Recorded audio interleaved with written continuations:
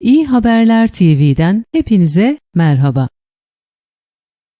Ter kokunuzu kontrol altına almak için her yolu denediniz. Ancak yine de burnunuza hoş gelmeyen kokular mı var?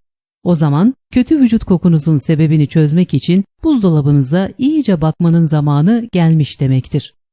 Garip gelse de yediğiniz bir besin bazen ağız kokusundan daha fazlasına yol açabiliyor. Yani terinizin kötü kokmasına sebep olan bazı yiyecekler var. Baharatlar, hatta bazı sebzeler bile kötü ter kokunuzun ardındaki suçlu olabiliyor. Hazırsanız kötü ter kokusuna yol açan besinleri açıklıyoruz. Ancak abone olmayanlardan abone olmalarını ve tüm izleyenlerimizden beğeni, yorum ve paylaşım desteği beklediğimizi de hatırlatıyoruz. Ve işte bazılarına şaşıracağınız kötü kokmanıza sebep olan o besinler. Brokoli, lahana ve karnabahar. Trupgiller bağırsak sağlığı için iyi olabilir. Ancak ter kokusu üzerindeki etkisi için aynı şeyi söylemek pek mümkün değil. Brokoli, lahana ve karnabahar gibi sebzeler ter bezlerine gidip vücut kokusuna neden olabilecek kötü kokulu kükürt salgılarlar. Bu da tüm vücudunuzdan dalga dalga kötü kokular yayılmasına sebep olur. Beslenme uzmanlarına göre bu sebzeler vücut kokuları için çifte sorundur. Sadece kükürt açısından zengin ve iğrenç kokulu renksiz bir gaz haline gelmekle kalmazlar, aynı zamanda rafinoz adı verilen bir tür lif içerirler. Bu lif bağırsakta parçalanmaz, sonuç olarak da bakteriyel fermantasyon kaynaklı kokulu bir gaz üretimi ortaya çıkar. Ispanak.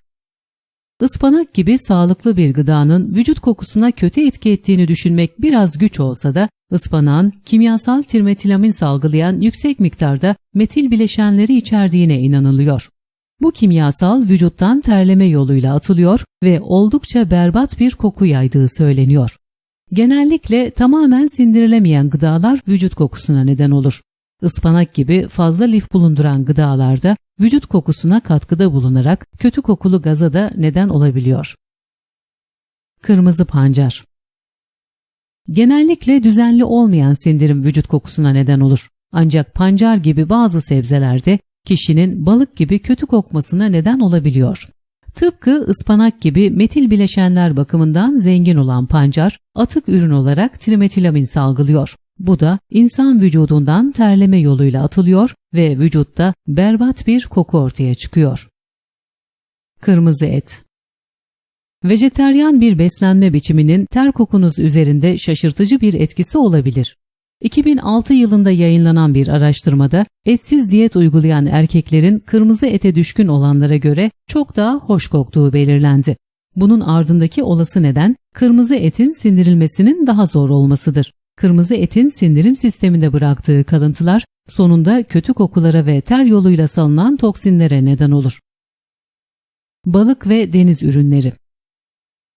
Balık kalp sağlığı için faydalı tüm omega-3 yağ asitleri içermesi nedeniyle sağlıklı beslenme biçimi denildiğinde akla ilk gelen gıdalardan biridir. Ancak vücut ve ter kokusu söz konusu olduğunda bazı insanların deniz ürünlerinden uzak durması gerekir. Deniz ürünleri inek sütü, yumurta, fasulye, çikolata ve yer fıstığı gibi kolin yönünden zengin diğer yiyeceklerle birlikte tüketildiğinde balık kokusu sendromu adı verilen bir duruma yol açabiliyor. Bu sendrom, kolini parçalamakta genetik yetersizliği olan kişilerde ortaya çıkıyor ve bu da güçlü bir balık kokusuna neden oluyor. Tek tedavi ise tüm bu yiyeceklerden uzak durmak. Kahve. Eminiz ki güne kahve ile başlayanlar bu habere pek sevinmeyecekler.